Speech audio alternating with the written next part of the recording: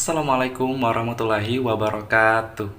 Nah, perkenalkan nama saya Hendra, NIM 20700121057, Prodi atau kelas Pendidikan Matematika B. Nah, pada video sebelumnya kan kita sudah membahas mengenai soal grup tak terhingga dan grup terhingga. Nah, pada video kali ini kita akan membahas mengenai peta konsep grup sampai subgrup normal. Nah, inilah peta konsep grup. Mungkin kita sudah mengetahui bahwa grup itu terbagi menjadi 4. Yang pertama itu grup siklik, yang kedua grup permutasi, yang ketiga kompleks dan subgrup, dan yang terakhir itu koset dan teorema Lagrange. Nah, langsung saja kita membahas grup terlebih dahulu. Jadi, grup adalah struktur aljabar di mana G yang dioperasikan terhadap sesuatu sehingga memiliki 4 sifat. Yang pertama itu bersifat tertutup, dan yang kedua bersifat asosiatif, yang ketiga bersifat identitas, dan yang keempat itu mempunyai unsur inverse. Kemudian grup juga memiliki dua jenis. Yang pertama itu grup tak terhingga, kemudian yang kedua grup tak terhingga. Seperti video sebelumnya yang sudah kita bahas. Nah, inilah keempat sifat aksioma grup. Yang pertama itu untuk setiap AB elemen G berlaku A dioperasikan terhadap B elemen G, atau yang biasa disebut bersifat tertutup atau grup void. Kemudian yang kedua, untuk setiap A, B, C elemen G berlaku A dioperasikan terhadap B dioperasikan terhadap C sama dengan A dioperasikan terhadap B dioperasikan terhadap C, sehingga disebut bersifat asosiatif atau semigrup. Kemudian yang ketiga, terdapat E elemen G, sehingga untuk setiap A elemen G berlaku A dioperasikan terhadap E sama dengan E dioperasikan terhadap A sama dengan A, sehingga bersifat identitas atau monoid. Kemudian yang keempat, untuk setiap A elemen G terdapat A inverse elemen G, sehingga A dioperasikan terhadap A inverse sama dengan A inverse dioperasikan terhadap A sama dengan E atau identitas, sehingga memiliki unsur inverse.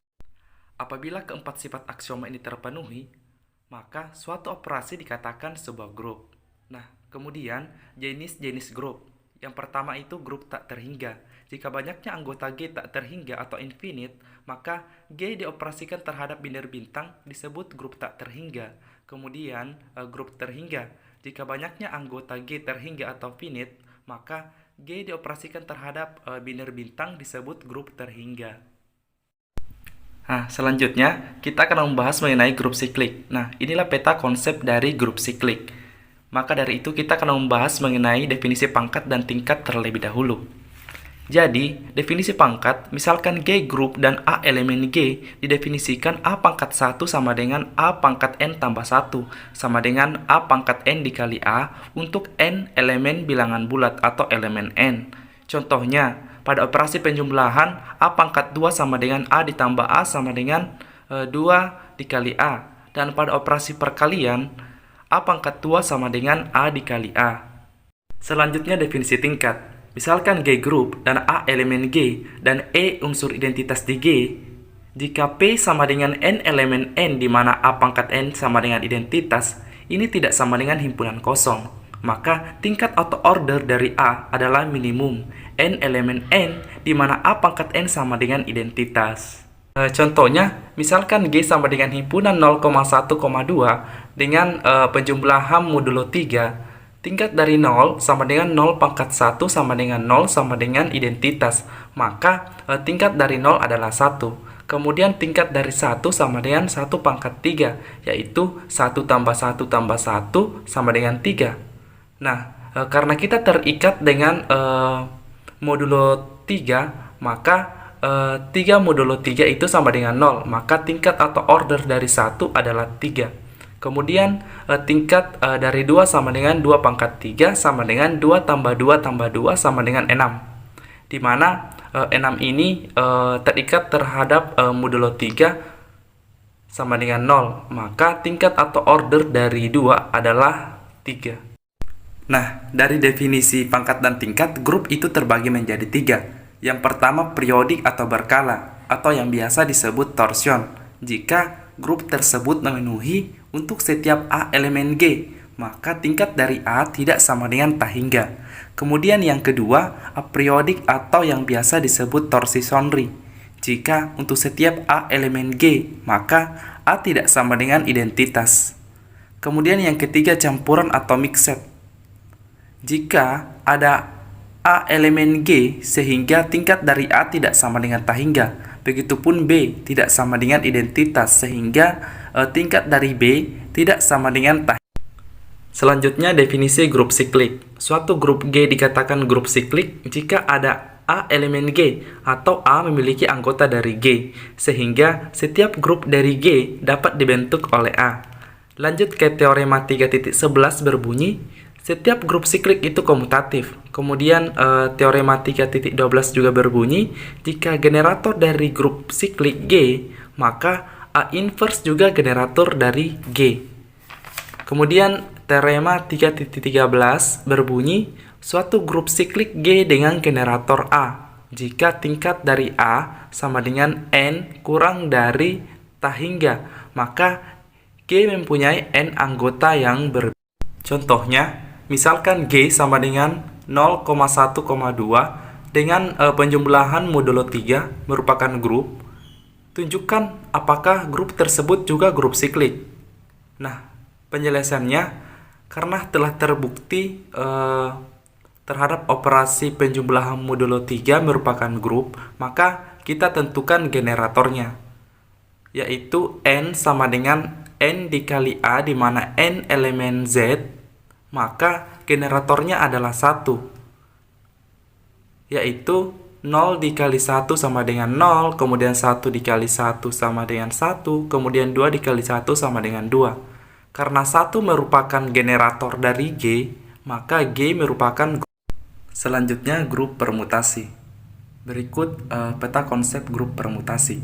Langsung saja kita ke definisinya. Suatu fungsi yang satu-satu dan onto dari himpunan terhingga ke himpunan itu sendiri disebut. Selanjutnya definisi grup permutasi. Misalkan S sama dengan A1, A2 sampai AN, himpunan terhingga yang mempunyai N anggota yang berbeda, maka permutasi yang berbeda didefinisikan pada S sebanyak N faktorial. Misalkan Pn sama dengan himpunan simetri dari permutasi berderajat N, maka Pn mempunyai N faktorial anggota N yang berbeda. Kemudian definisi permutasi siklik. Suatu permutasi F berderajat N, di mana menukar tempat M objek, katakan A1, A2 sampai AN, putaran dikatakan permutasi siklik derajat M. M ini putarannya, dan N dikurang M, objek sisanya variansi atas F. Lanjut ke teorema, yaitu teorema 7.9 yang berbunyi, perkalian permutasi genap adalah permutasi genap. Kemudian teorema 7.10 berbunyi, perkalian dua permutasi ganjil adalah permutasi genap. Nah, contohnya misalkan matriks 1, 2, 3, 4, 2, 3, 1, 4, di mana F mempunyai 3 putaran, yaitu 1 ke 2, 2 ke 3, dan 3 ke 1. Dan 4 ini merupakan variansi karena F akan sama dengan A, jadi F merupakan grup permutasi. Nah, selanjutnya kita akan membahas mengenai kompleks dan subgrup. Nah, inilah peta konsepnya. Jadi, sebelum itu kita akan membahas definisi kompleks terlebih dahulu. Nah, jadi definisi kompleks, misalkan G adalah grup dan H adalah subset sebarang dari G, maka H itu disebut kompleks dari G. Kemudian definisi subgrup, suatu kompleks tak kosong H dari G dinamakan subgrup dari G jika H merupakan grup terhadap operasi yang sama di dalam G. Lanjut ke teorema 4.6. Suatu kompleks tak kosong S dari grup G adalah subgrup jika dan hanya jika yang pertama X, Y elemen S, sehingga X dioperasikan ke Y tertutup di S. Kemudian yang kedua, X elemen S, sehingga inverse dari X itu adalah elemen S. Kemudian teorema 4.7, misalkan H adalah kompleks tak kosong dari G, H merupakan subgrup dari G jika dan hanya jika untuk setiap A elemen H, B elemen H, menyebabkan A dioperasikan terhadap inverse dari B, itu tertutup di H. Teorema 4.8 berbunyi, misalkan G grup terhingga dan H kompleks dari G, H merupakan subgrup dari G jika dan hanya jika untuk setiap A elemen H, B elemen H, maka apabila A dioperasikan terhadap B, itu tertutup di H. Kemudian teorema 4.12 berbunyi, setiap subgrup dari grup siklik itu juga. Nah, contohnya, diketahui matriks 2x2, di mana R adalah bilangan real, dan terhadap operasi perkalian adalah grup. Dan S sama dengan matriks AB, 0, dan 0, di mana A, B elemen real. Nah, apakah S subgrup dari matriks 2 kali 2 terhadap bilangan real? Nah, langsung saja ke penyelesaiannya. Berdasarkan teorema 4.7, S adalah subgrup dari matriks 2 kali 2 terhadap bilangan real. Jika untuk setiap A, B elemen S, maka inverse dari AB elemen S. Ambil sebarang elemen di S. Misal matriks AB 0 dan 0 dan B A1, B1 dan 0 dan 0. Kemudian kita operasikan sehingga menghasilkan A0, B0 dikali min C min D 0, 0. Sehingga hasilnya A dikurang C, B dikurang D, 0 dikurang 0. Maka AB inverse elemen S, sehingga dikatakan A dan inverse itu tertutup di S, karena S itu subgrupnya. Selanjutnya, coset dan teorema Lagrange. Nah, inilah peta konsepnya. Nah, pertama kita membahas definisi coset. Misalkan G adalah grup dan H adalah subgrup dari G. Jika A elemen G sebarang, maka kompleks dari G yang dinyatakan HA dan AH didefinisikan sebagai berikut. Nah, HA sama dengan HA di mana H elemen H dan AH sama dengan AH di mana H elemen H besar. Nah, berturut-turut disebut koset kanan dan koset kiri dari H di G yang dibangkitkan oleh teorema 5.1 berbunyi, jika H adalah anggota sebarang dari H dan H merupakan subgrup dari G, maka H dikali H sama dengan H besar dan H dikali H sama dengan H besar. Kemudian teorema 5.2, misalkan H adalah subgrup dari G dan A, B anggota sebarang di G, maka HA sama dengan HB jika dan hanya jika inverse dari A dioperasikan terhadap B tertutup di H. Kemudian AH sama dengan BH jika dan hanya jika B inverse A elemen H. Kemudian teorema 5.3 berbunyi, untuk sebaran dua koset kanan atau kiri, subgrup berlaku salah satu sifat sebagai berikut. Yang pertama itu keduanya saling lepas, kemudian yang keduanya itu sama. Lanjut ke teorema Lagrange. Jika G grup terhingga dan H subgrup dari G, maka order dari H membagi habis order dari G. Kemudian, akibat teorema Lagrange, jika G suatu grup terhingga, maka tingkat dari A itu membagi habis order dari G. Jadi untuk setiap A elemen G. Selanjutnya, subgrup normal. Nah, inilah peta konsepnya. Di sini saya cuma membahas definisi dan teoremanya. Nah, langsung saja ke definisi yang pertama. Jika N subgrup dari G, maka N disebut subgrup normal dari G.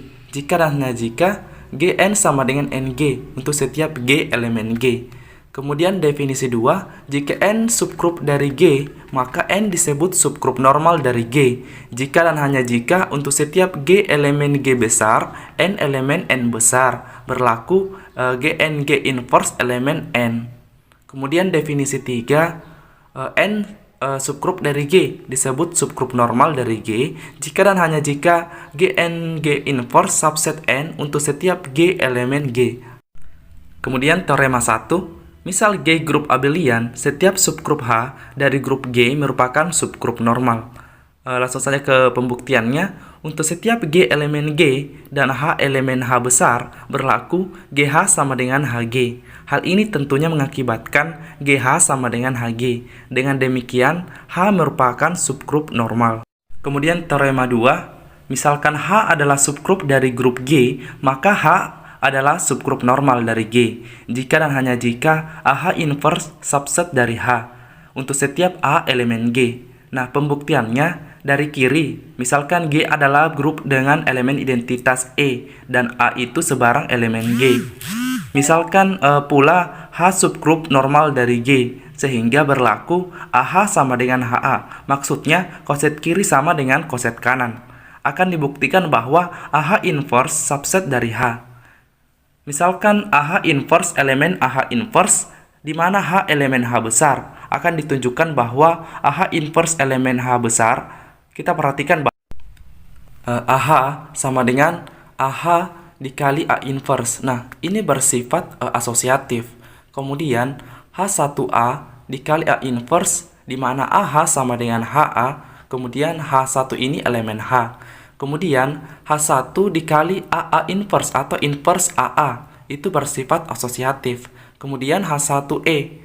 Nah, A inverse-nya itu dari A. Kemudian H1-nya itu E atau elemen identitas. Sehingga diperoleh AH inverse sama dengan H1 elemen H. Akibatnya AH inverse subset H. Itu terbukti. Nah, kemudian dari kanan. Kan tadi kita sudah membuktikannya dari kiri. Sekarang dari kanan. Misalkan G adalah grup dengan elemen identitas E dan A sebarang elemen G. Misalkan pula H subgrup dari G. Nah, untuk membuktikan H subgrup normal dari G, perlu ditunjukkan bahwa AH sama dengan HA. Maksudnya koset kiri harus sama dengan koset kanan. Misalkan AH satu elemen AH, di mana H1 elemen H besar. Perhatikan bahwa AH1 sama dengan AH1E, sama dengan AH1 A inverse A, sama dengan AH1 A inverse dikali A. Karena AH1 A inverse elemen AH inverse subset H besar, maka AH1 A inverse sama dengan H2 untuk suatu H2 elemen H besar. Akibatnya AH1 sama dengan H2A elemen HA, sehingga AH subset dari HA. Untuk persamaan 1, dengan cara yang sama dapat ditunjukkan bahwa HA subset AH. Ini untuk persamaan 2. Nah, berdasarkan persamaan 1 dan persamaan 2, dapat disimpulkan bahwa AH sama dengan HA, atau maksudnya koset kiri sama dengan koset kanan. Nah, ini terbukti. Mungkin cukup sekian video saya pada kesempatan kali ini. Sampai ketemu di video berikutnya. Saya akhiri dengan ucapan Kulil haqqu walau kana murra. Assalamualaikum warahmatullahi wabarakatuh.